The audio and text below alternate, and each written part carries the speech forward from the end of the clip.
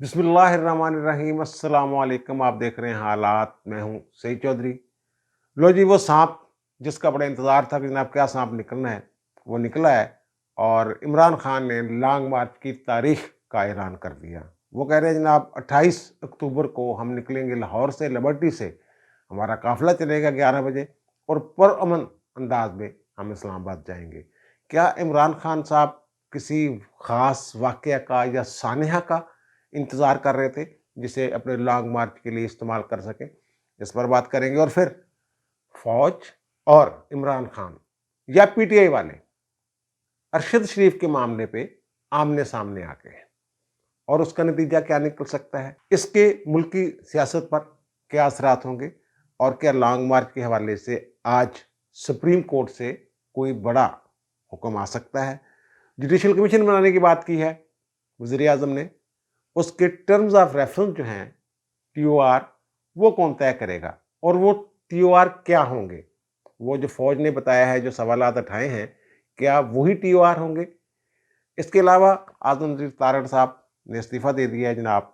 और मुख्तलफ दो फार्मूले जो हैं वो बयान किए जा रहे हैं। एक कह रहे हैं जनाब आसमा जहांगीर में जो फौज के खिलाफ नारे लगे थे, उन्हें कहा गया था कि ज़ार ला तल्क़ी करें और उन्होंने ज़ार ला तल्क़ी करने की बजाय इस्तीफ़ा दे दिया। और दूसरी जो थ्योरी चल रही है जनाब, उन्होंने जूनियर जजों की जो हमायत की, चीफ जस्टिस ऑफ पाकिस्तान के नामजद करदा जूनियर जजेस की सुप्रीम कोर्ट में तैनाती की, तो वो उन्हें पसंद नहीं था और उसकी वजह से उन्होंने रिज़ाइन कर दिया। ये क्या असल वजह क्या है, असल हकीकत क्या है, ये भी आपके गोशगुजार करेंगे। लेकिन इससे पहले एक मरियम नवाज शरीफ के ट्वीट का बड़ा चर्चा है और कहा जा रहा है कि जनाब उनको ये ट्वीट नहीं करना चाहिए था। कुछ लोगों ने माफ़ी का मुतालबा किया है। इस वक्त जब मैं ये व्लॉग कर रहा हूँ 11 सवा 11 बजे के करीब, तो उस वक्त तक उनका ट्वीट जो है उनके अकाउंट पे मौजूद है। क्या वाक़ई वो बहुत बुरा ट्वीट है? क्या ये इंसानी फितरत के मुनाफी ट्वीट है?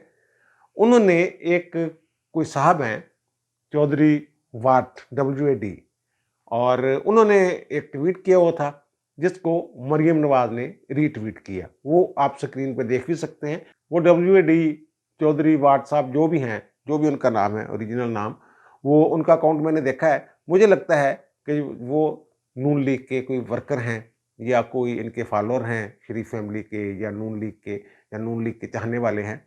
और 16 साढ़े 16 हज़ार के करीब उनके ट्विटर पे फॉलोअर हैं। तो उसको रीट्वीट किया है मरियम नवाज शरीफ ने, और उन्होंने ये कहा कि मुझे अच्छा नहीं लग रहा कि मैं ये ट्वीट कर रही हूँ, रीट्वीट कर रही हूँ, लेकिन इसमें इंसानों के लिए एक सबक है, बनी नौ इंसान के लिए एक सबक है। और फिर ज़ाहिर है वो जो हम ये बात करते हैं कि सीखना चाहिए, मुकाफ़ात अमल है, वो साहब कह रहे हैं, कहना तो नहीं चाहता मगर ये फितना इमरान और इसके यूथियों के लिए खबर। ये एंकर कहता था नवाज शरीफ ने अपनी मरहूमा माँ को पार्सल करके भेजा है। इस एंकर ने बहुत सारे प्रोग्राम किए जिनमें तजलील की, बीमारों की, मरहूमीन की, इस तरह की बात उसने की है। इस पर बड़ी तनकीद हो रही है कि जनाब मरियम नवाज ने ये क्यों किया है, उनको इज़हार हमदर्दी करना चाहिए था।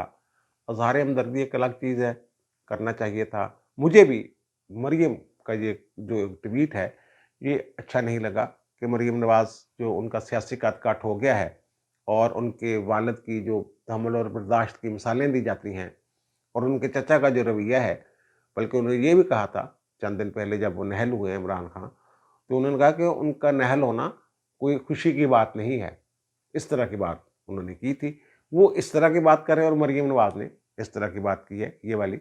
ये बुरा है, पसंदीदा नहीं है, लेकिन इंसानी फितरत के खिलाफ नहीं है। इंसानी फितरत यही है। जब उनकी वालदा बीमार थी तो ये जो पीटीआई वाले थे, इन्होंने इतना शोर मचाया था कि ये कहना पड़ा था लोगों को कि क्या वो उसे बीमार साबित करने के लिए कि मैं बीमार हूँ मरना पड़ेगा। और फिर वो जब वफ़ात हुई तो लोगों ने कहा देखें जनाब इसने मर के साबित कुलसूम नवाज ने किया है। दुःख था उनको। और फिर जब इनकी दादी वहाँ लंदन में इंतकाल हुआ है तो वो उनको भेजा गया, तो जो ये ट्वीट किया हुआ है चौधरी साहब ने, ये ऐसा हुआ था, बिल्कुल ऐसी चीज़ें हुई थी। बहरहाल ये जो पाकिस्तानी सियासत में जो इमरान खान एक नफ़रत पैदा कर दी है, तो उसके तनाज़र में یہ اصل میں وہ یہ کہہ رہی ہیں کہ یہ مکافات عمل ہے، اور یہ ہم بھی کہتے رہتے ہیں مختلف مواقع پہ، یہ ہم بات لفظ استعمال کرتے ہیں، مکافات عمل ہے، سبق سیکھنا چاہیے، اس میں سبق ہے کہ وہ پارسل کی بات کرنے والا خود پارسل ہو کے پاکستان میں آ رہا ہے۔ بہرحال یہ مریم سے توقع نہیں رکھی جا سکتی تھی۔ برا کیا ہے، یہ اتنا ہی برا اقدام ہے جتنا عمران خان، فواد چودھری، شیخ رشید اور دیگر ان کے لوگ تھے جب یہ نواز شریف بیمار ہو کے گئے ہیں تب یہ باتیں کرتے تھے، دیکھیں جناب گھوڑے کی طرح جا رہا ہے، خود ہی سیڑھیاں چڑھ گیا جھوٹو جھوٹ، اور پھر وہاں ان کے جو داخل ہوئے ہاسپٹل میں اس کی جھوٹی خبریں انہوں نے چلوائیں کہ جناب وہ ٹھیک ہیں، فٹ ہیں، جو بھی باتیں ہیں ساری، اور ان کی والدہ کے حوالے سے بندے کو غصہ تو ہوتا ہے۔ اب آتے ہیں جناب اعظم وزیر تارڑ صاحب کی طرف۔ اعظم وزیر تارڑ صاحب نے پرسوں جوڈیشل کمیشن کا اجلاس تھا، وہاں جو جونیئر ججز تھے چیف جسٹس پاکستان کے نامزد کردہ، ان کی حمایت کی انہوں نے، اور 2 جونیئر ججز کا تقرر ہوا، ایک اطہر نیلا صاحب کا تقرر ہوا، اور وہ پھر جناب شام کو رات گئے انہوں نے استعفیٰ دے دیا، اور استعفیٰ دینے کے بعد جو ان کے بہت قریبی ہیں، دوست ہیں، وہ ہیں احسن بون صاحب جو سپریم کورٹ بار ایسوسی ایشن کے صدر ہیں۔ انہوں نے یہ کہا کہ جناب یہ جو وہ ان کو پسند نہیں تھا کہ وہ جونیئر ججز کو تعیناتی کے معاملے پہ سپورٹ کریں چیف جسٹس پاکستان کو، لیکن وہ حکومت کا فیصلہ تھا تو وہ بٹرے نہیں کرنا چاہتے تھے حکومت کو، اس لیے انہوں نے ووٹ دینے کے بعد ریزائن کر دیا۔ اس بات میں کتنی کی حقیقت ہو سکتی ہے؟ اور جو عاصمہ جہانگیر والی بات ہے وہ میں نے پتا کیا، کوئی پریشر نہیں تھا، یہ عاصمہ جہانگیر کی کانفرنس میں جو نعرے لگے ہیں اس کے حوالے سے جناب بڑا پریشر آ گیا تھا ان پہ، انہیں کہا جا رہا تھا استعفیٰ دے دیں، لندن سے فون آ گیا، فلاں جگہ سے فون آ گیا جناب آپ ریزائن کر دیں، ریزائن کر دیا۔ اور احسن بون نے بھی یہ بات کی کہ جناب لا تعلقی کے اظہار کا جو کہا جا رہا تھا نہیں کہنا چاہیے تھا، میری اطلاع کے مطابق یہ صرف ایک پروپیگنڈا ہے، ایسی کوئی بات ہی نہیں ہوئی۔ اعظم وزیر تارڑ نے اس نعرہ بازی کی مذمت کر دی تھی، بس میرے خیال وہ کافی تھا۔ اور پھر دوسری بات جو ہے وہ والی لندن والی کہ لندن سے فون آیا تھا، وہ میں نے اپنے ایک ویلاگ میں کہا تھا کہ لندن والوں نے کہا ہے نواز شریف نے کہ جب یہ فیصلہ انہوں نے کیا ہے کہ حمایت کرنی ہے، وہ تو کئی دن پہلے سے خبر آ گئی ہوئی تھی کہ جونیئر ججز کی حمایت کرنی ہے، ان کی تقرری کی سپریم کورٹ میں، تو انہوں نے کہا یار ایک دفعہ سوچ بچار کر لیں، جمع تفریق کر لیں، اس کے مثبت اور منفی دونوں پہلوؤں کو دیکھ لیں، سیاسی طور پہ کیا فائدہ ہوگا، عملاً کیا فائدہ ہوگا، نقصان کیا ہوگا، یہ ساری چیزیں دیکھ لیں۔ اور پھر رات گئے تک یہ سر جوڑ کر بیٹھے ہوئے تھے، اور پھر دوسرے دن انہوں نے جا کے ووٹ دے دیا۔ تو اگر یہ لندن سے فون آیا ہے پھر تو یہ فون آنا چاہیے تھا جناب میں نے تجھے کہا تھا اب سوچ بچار کر لیں، اب جو پریشر آ رہا ہے وکلا کا وہ بھگتے ہیں آپ۔ اب اس کی اصل وجہ کیا بنی ہے ریزائن کی؟ اصل وجہ یہ ہے کہ جناب وکلا نے بہت شدید رد عمل کا اظہار کیا ہے، نون لیگ کو بھی برا بھلا کہا ہے، شریف فیملی کو برا بھلا کہا ہے، اور اعظم وزیر تارڑ صاحب کو بھی برا بھلا کہا۔ اب اعظم وزیر تارڑ صاحب وکلا کے ایک بہت بڑے گروپ کے، عاصمہ جہانگیر گروپ جسے کہتے ہیں انڈیپینڈنٹ گروپ، اس کے بڑے لیڈروں میں سے ایک ہیں، وہ ہیں احسن بون صاحب ہیں، عابد ساقی صاحب ہیں۔ تو 28 اکتوبر کو سپریم کورٹ بار کا الیکشن ہو رہا ہے 2 دن بعد، تو اس میں ظاہر ہے لوگوں کا اگر وکلا کا اتنا شدید رد عمل ہے تو اس کو کنٹرول کرنے کے لیے، رد عمل کا رد کرنے کے لیے کچھ نہ کچھ تو کرنا تھا۔ مین وجہ جو ہے ان کے ریزائن کی وہ جناب وکلا کا رد عمل ہے اور الیکشن ہے اور ان کی بار کی سیاست ہے۔ رانا ثناء اللہ جو ہمارے وزیر داخلہ ہیں انہوں نے بھی یہ کہا ہے کہ جناب وہ پہلے بار کے رہنما ہیں پھر وہ وزیر ہیں، انہوں نے جو فیصلہ کیا ہے ہم ان کے ساتھ ہیں۔ اس میں اور بھی کئی چیزیں آئیں گی، ابھی آپ دیکھیں گے جو کیس ہوں گے شریف فیملی کے، نون لیگ کے، ان میں وکیل کے طور پہ یہ آپ کو عدالتوں میں پیش ہوتے نظر آئیں گے، کیونکہ وزیر کے طور پر وزیر رہتے ہوئے یہ کسی عدالت میں پیش نہیں ہو سکتے۔ یہ صورتحال ساری جو بنی ہوئی ہے، ایمی بس اس کو عاصمہ جہانگیر سے جوڑ رہے ہیں کچھ لوگ کسی بات سے جوڑ رہے ہیں، یہ الیکشن کا معاملہ ہے، سیاسی گیم ہے۔ آپ کو چند دنوں بعد وہ عدالتوں میں بطور وکیل بڑے بڑے مقدمات میں پیش ہوتے نظر آئیں گے، جو نواز شریف سے متعلقہ ہوں گے، نون لیگ سے متعلقہ ہوں گے، عمران خان کے خلاف ہوں گے، جو بھی معاملات ہیں۔ اچھا اب جناب آتے ہیں جو عمران خان نے اعلان کیا ہے۔ عمران خان نے کل یا پرسوں یہ کہا تھا کہ جمعے والے دن میں اعلان کروں گا ڈیٹ دوں گا کہ کب لانگ مارچ پہ جانا ہے۔ یہ جو ارشد شریف صاحب والا معاملہ ہوا ہے کینیا میں، ایک سانحہ پیش آیا ہے، اس کے بعد یہ اچانک تاریخ کا اعلان کر دیا گیا ہے، اور جو انہوں نے پشاور میں بھی بات کی ہے، لاہور میں بھی پریس کانفرنس کی ہے، تو وہ دونوں میں ارشد شریف صاحب کا انہوں نے ذکر کیا ہے۔ اور کے پی میں تو اعلان کر رہے ہیں کہ جناب ہم ایک یادگار بھی بنائیں گے ان کی، اور پنجاب میں بھی وہ کہتے ہیں کہ میں وزیر اعلیٰ سے ملوں گا اور انہیں کہوں گا ارشد شریف کی ایک یادگار، ارشد شہید کی ایک یادگار بنا دی جائے۔ اور پھر یہ الزامات لگا رہے ہیں بہت زیادہ، اور کیا یہ ایک سوال پیدا ہوتا ہے ذہن میں، کیا عمران خان کو کسی واقعے کا یا سانحے کا انتظار تھا کہ اسے استعمال کریں اپنے لانگ مارچ کے لیے؟ بہرحال بہت سارے حلقوں کی طرف سے یہ سوال سامنے آ رہا ہے کہ جناب یہ اس سانحے کے فوراً بعد اعلان کیوں کیا جا رہا ہے؟ اور پھر خان صاحب جو ہیں وہ ارشد شریف کے حوالے سے کچھ ایسی باتیں کر رہے ہیں کہ جناب یہ ٹارگٹ کلنگ ہے، یہ انہوں نے کہا صاف صاف۔ اور انہوں نے یہ کہا ہے کہ مجھے تو پہلے ہی پتا تھا، میری اطلاع تھی، میں نے اسے کہا کہ جناب آپ نکل جائیں پاکستان سے۔ انہوں نے پہلے انکار کیا، دوبارہ پھر میں نے انہیں کہا کہ میری پکی اطلاع ہے، انہوں نے تمہارے بندے بھیج رہے تھے ان کے گھر، انہوں نے تمہیں مار دینا ہے۔ اور پھر انہوں نے یہ پہلے ایک جگہ کہہ رہے ہیں مار دینا ہے، پھر دوسرے کے کہہ رہے ہیں کہ ان کے ساتھ وہی کرنا تھا جو اعظم سواتی کے ساتھ کیا تھا، کہ لے جا کے بند کر کے ننگا کر کے مارا۔ اس طرح کی بات شاید جیسے خان صاحب کہتے ہیں، جو پی ٹی اے کا پکڑا جاتا ہے اس کو سب کو یہ کہتے ہیں کہ جناب کپڑے اتار کے بے لباس کر کے مارا۔ اس طرح کی بات خان صاحب نے کی ہے۔ دو باتیں کی ہیں کہ ایک تو انہوں کا جو پکڑا جاتا تو وہ سواتی والا سلوک کرنا تھا، اور دوسری طرف یہ کہہ رہے ہیں کہ جناب مجھے اطلاع تھی کہ سازش ہو گئی ہے، تیار ہو گیا معاملہ، تو انہوں نے اس کی جان لے لینی ہے۔ بندے بھی بھیجتے تھے، تو پھر دبئی چلے گئے، اور دبئی سے ان کا ویزا ختم ہونے والا تھا، پھر وہ چلے گئے جناب نیروبی کینیا۔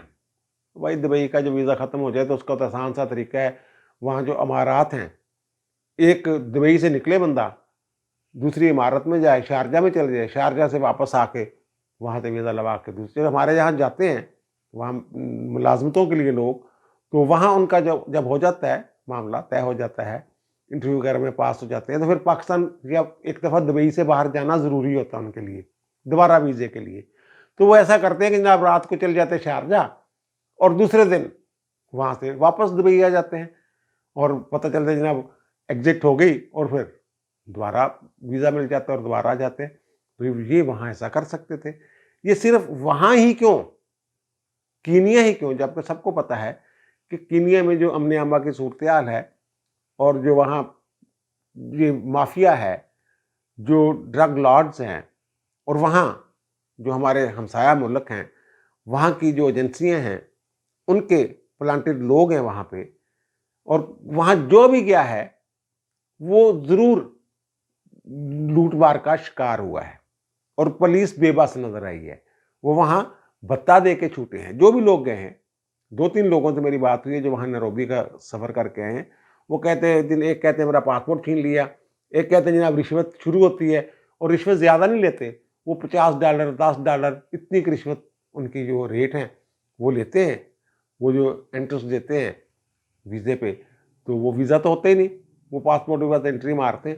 تو اس کے لیے ایک صاحب ہمارے رانا سیل صاحب ہیں کینیڈا میں ہوتے ہیں، وہ کہا میں نیروبی گیا تو انہوں نے مجھ سے $50 لیے، اور کہ پاکستان سے کیا لے کے آؤ، کیا گفٹ لے کے آئے ہو، یہ نقدی دو گے؟ کہنا میں نے $50 دیے، وہ خوش ہو گیا، آگے گیا، اور پھر وہ کہتے ہیں میں نکل گیا ایئرپورٹ سے، پھر کسٹم والے، جعلی کسٹم والے یا اصلی کسٹم والے وہ آ گئے، انہوں نے کچھ مجھ سے پیسے لیے تھوڑے سے، میری جان چھوڑی۔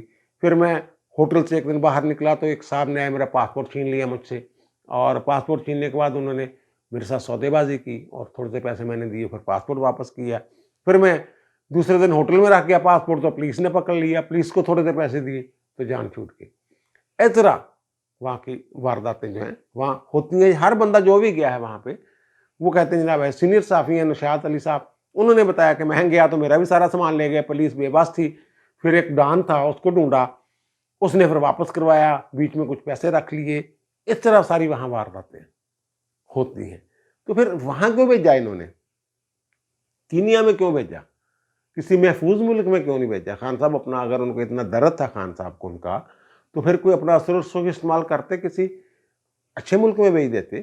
ویسے بھی ان کا یہ پاسپورٹ اگر چیک کریں تو ان کے اوپر کئی ویزے لگے ہوئے ہوں گے. یہ نہیں ہو سکتا کہ اتنے بڑے صحافی ہیں جس کی امریکہ سے بھی، امریکی محکمہ خارجہ جو ہے وہ بھی مذمت کر رہا ہے اور ان کے پاس ویزا نہ ہو کسی اور ملک کا. یہ کیسے ہو سکتا ہے؟ ملٹیپل ویزے لگے ہوں گے. خان صاحب کہہ رہے ہیں یہ ٹارگٹ کلنگ ہے، انہیں پتا تھا. خان صاحب کہتے ہیں مجھے علم تھا، مجھے اطلاع ملی تھی. اب اس پہ فوج کے ترجمان نے یہ کہا ہے، جو D G I S P R ہیں انہوں نے جو بیان دیا ہے، ایک تو یہ کہ فوج نے خط لکھا ہے، وزیر اعظم سے درخواست کی ہے کہ جناب اس کی انکوائری کے لیے کمیشن بنائیں، اور وزیر اعظم صاحب نے کہا ہے کہ ہم اسلام آباد ہائی کورٹ سے ریکویسٹ کریں گے کہ جج جو ہیں وہ ہمیں فراہم کر دیا جائے. جج صاحب جو ہیں ہائی کورٹ کے، اسلام آباد ہائی کورٹ کے، وہ اس کی انکوائری کریں، جوڈیشل انکوائری ہو. یہ انہوں نے کہا ہے. اب یہ انہوں نے جو سوالات اٹھائے ہیں، انہوں نے جو سوال اٹھایا ہے، جیسے میں نے کہا فائدہ اٹھانے کی کوشش کر رہے ہیں خان صاحب، جمعے والے دن کے جو فوراً کال دے دیے انہوں نے بھی یہ سوال اٹھایا ہے کہ یہ دیکھنا پڑے گا، کیونکہ کینیا کی جو پولیس ہے اور حکومت نے، انہوں نے اپنی غلطی مان لی ہے کہ شناخت کی غلطی ہوئی اور یہ ہوا، یہ بھاگے ہیں، فائرنگ ہوئی ہے اور مارے گئے ہیں. بہرحال اس وقوع کے حوالے سے بہت سارے سوالات ہیں کہ جناب فائرنگ کیوں کی؟ اگر اس میں بچہ اغوا ہو رہا تھا، جس کی اطلاع تھی کہ گاڑی جو چوری ہے اس میں ایک بچہ بھی ہے، اس پہ تو فائرنگ ہو ہی نہیں سکتی، وہ فائرنگ کیسے کرتی؟ لیکن وہاں پولیس کا جو معاملہ ہے ایسے ہی ہے، وہ خوفزدہ رہتی ہے کہ آگے سے جو وہاں، کیونکہ بہت سارے مافیاز ہیں اور وہ سارے مسلح ہوتے ہیں، کہ اس سے قبل کہ وہ فائرنگ شائرنگ کریں، وہ حملہ کریں، وہ پولیس والے وہاں پہلے ہی اپنی واردات ڈال دیتے ہیں. لیکن وہ اس کی بھی انکوائری ہونی چاہیے، اور وہ کہہ رہے ہیں وہاں کی حکومت جو ہے انکوائری کر رہی ہے، وہاں کے صدر سے بھی بات ہوگی. یہ کہتے ہیں یہ افواہیں ہیں پاکستان میں پھیلا رہے ہیں عمران خان صاحب جیسے لوگ، نام نہیں لیا انہوں نے. ان کا دیکھنا یہ پڑے گا کہ یہ فائدہ کس کو ہوا ہے، فائدہ کون اٹھانا چاہ رہا ہے. یہ انہوں نے سوال اٹھایا ہے، فوج نے، ہماری فوج نے. اور فائدہ جو اٹھا رہے ہیں وہ پی ٹی آئی والے ہیں، عمران خان صاحب ہیں، اور کون ہے؟ حکومت تو فائدہ نہیں اٹھا رہی نا، یہ فائدہ اٹھا رہے ہیں. اور پھر فوج نے یہ بھی واضح کر دیا کہ ارشد شریف تو ہمارا ہی بچہ تھا. یہ انہوں نے لفظ استعمال نہیں کیا. انہوں نے کہا جناب یہ جو ہمارے دہشت گردی کے خلاف ہماری آپریشنز تھے، ضرب عضب اور دل فساد وغیرہ، اس میں تو فیلڈ میں جا کے یہ ارشد شریف صاحب جو ہیں یہ رپورٹنگ کرتے رہے ہیں، اور وہ رپورٹنگ جو فیلڈ میں جا کے کرتے ہیں وہ فوج کے ہی لوگ ہوتے ہیں، فوج کے پروردہ ہوتے ہیں، یا پھر فوج کی اشری بات یا اجازت کے ساتھ ان کو اجازت دی جاتی ہے کہ جناب آ جائیں. ان کو تفویض دیا جاتا ہے پورا، ایسے تھوڑا وہ چلے جاتے ہیں کہ جناب آپ جائیں، کہ بیٹل فیلڈ میں چلے جائیں اور جا کے وہاں آپ تصویریں کھینچ کے لیں. کہ جو بے بنیاد الزام تراشیاں کی جا رہی ہیں اس کی بھی انکوائری ہونی چاہیے. اور ظاہر ٹارگٹ کس کو کیا جا رہا ہے؟ فوج کو. الزام فوج پہ آ رہا ہے. فوج نے یہ مطالبہ کیا ہے کہ جو الزام تراشیاں کر رہے ہیں اور جو فائدہ اٹھا رہے ہیں اس سے، ان کے خلاف قانونی کارروائی بھی کی جائے. یہ مطالبہ کیا انہوں نے. اور ارشد شریف صاحب کا کوئی خدا نخواستہ اتنا بڑا جرم نہیں تھا کہ ان کی جان لے لی جاتی. ایک ہی ان کے اوپر ہے کہ انہوں نے کہا جی وہ کون تھا، وہ جو رجیم چینج والا جو ایشو تھا اس پہ انہوں نے لگایا تھا. اس سے زیادہ خطرناک باتیں کی ہوئی ہیں لوگوں نے. کھل کے نام لیا ہوا ہے باجوہ صاحب کا، ان سے بڑے صحافیوں نے نام لیا ہوا ہے، ان کے زیادہ فالوور ہیں جنہوں نے، ایسے صحافی جنہوں نے باقاعدہ جنرل باجوہ کا نام لیا ہوا، اور کئی نام لیے ہوئے انہوں نے کہ جناب یہ ہے وہ ہے، سازش اس کی تھی. عمران خان نے خود کہا ہوا ہے. بہرحال خدا نخواستہ مجھے کوئی ایسا نظر نہیں آ رہا کہ انہوں نے کوئی اتنا بڑا کام کر دیا ہو، اتنی بڑی بغاوت کر دی ہو کہ ان کی جان لے لی جائے. مجھے یہ لگ رہا ہے کہ ایک سانحہ ہے، اور یا اگر ہے تو پھر وہ لوگ ہیں جو اس سے فائدہ اٹھا رہے ہیں. یہ کہتے ہیں نا بعض اوقات بڑے معصوم سے چہرے ہوتے ہیں، بندہ کا خیال ہی نہیں جاتا اس طرف، یہ بھی ایسی واردات ڈال سکتا ہے. لیکن خود غرضی جو ہے ان کی، وہ انہیں مجبور کر دیتی ہے کہ ڈال دیں واردات. اور خان صاحب سے کچھ بعید نہیں ہے. اب یہ کھرا جو ہے نا، یہ خان صاحب کی طرف انگلیاں اٹھنی شروع ہو گئی ہیں. اب کھرا ان کی طرف جاتا ہے، وہ اس میں کچھ ان پہ آتا ہے الزام، کو ثابت ہوتا ہے یا نہیں آتا، لیکن وہ انگلیاں ان کی طرف اٹھنا شروع ہو گئی ہیں. خان صاحب جس تیزی کے ساتھ یہ حرکتیں کر رہے ہیں. اور پھر وہ جو میں کہا سپریم کورٹ سے کوئی بڑا حکم آ سکتا ہے، وہ آج 26 अक्टूबर को सुप्रीम कोर्ट में जो इमरान खान का लॉन्ग मार्च करवाने के लिए और तौहीन अदालत की कार्रवाई के लिए दरख्वास्त है, आज उसकी सुनवाई है। वो मैंने अपना कुछ टेवा शेवा लगाया है, पता किया है। ये तो हो सकता है कि वो कहते हैं कि जनाब इस रूट पे रहना है, इधर उधर नहीं होना, पुरअमन रहना है, कोई यकीन दहानी करवा दे, इस तरह का तो कुछ हो सकता है। और कोई जो पिछला 25 और 26 मई वाला मामला था कि अदालती हुक्म की से रूगर्दानी की गई है, हुक्म अदूली हुई है, उस पे कोई नोटिस हो जाए या कुछ और हो जाए, लेकिन कोई ऐसा फैसला आ जाए कि जनाब खान तूने निकलना, तू इत्थे रहना, तेरे लॉन्ग मार्च पे पाबंदी आ, मेरा नहीं ख्याल कि ऐसा कोई हुक्म सुप्रीम कोर्ट से जारी हो सकता है। और अब आते हैं टर्म्स ऑफ रेफरेंस। अगर रेफरेंस भेजा जाता है कमीशन में इंक्वायरी के लिए तो उसमें क्या चीज़ें होंगी? एक तो वही कि इनको किसने भेजा। इमरान खान कहते हैं मैंने भेजा। ये सवाल उठाया है हमारी फौज ने कि ये पता करें कि उन्हें बाहर क्यों जाना पड़ा, किसने भेजा? भेजा इमरान खान ने। फिर ये पूछना है, ये सवाल उठाना है कि इससे फ़ायदा कौन उठा रहा है? और जो मनगढ़ंत इल्ज़ामात लगाए जा रहे हैं हमारे हसास अदारों पे कि टारगेट किलिंग वाला, ये इसके क्या सबूत हैं? अगर इसके सबूत हैं तो वो सामने लाए जाएं। और फिर दीगर कई चीज़ें आ जाएंगी इसमें, जो ज़िमनी आप कह लें नुकात होंगे कि जनाब इसके पीछे कौन हो सकता है, कैसे हुआ। लेकिन मेन सवालात यही होंगे टर्म्स ऑफ रेफरेंस के, जो फ़ौज ने सवालात उठाए हैं, क्योंकि फ़ौज की दरख्वास्त पे वज़ीर आज़म ने ये कहा है कि जनाब हम रेफरेंस वो बना रहे हैं कमीशन। और फिर अगर फ़ौज के कहने पे वो बनाया जा रहा है तो फिर फ़ौज ने जो भेजी हैं चीज़ें, जो सवालात उठाए हैं, वो ज़रूर शामिल होंगे उस टर्म्स ऑफ रेफरेंस में। अब मुझे दीजिए इजाज़त, इंशाल्लाह दोबारा मुलाकात होती है नए व्लॉग के साथ। अल्लाह ताला आप पर, मुझ पर, हम सब पर मेहरबान रहे। अल्लाह हाफ़िज़।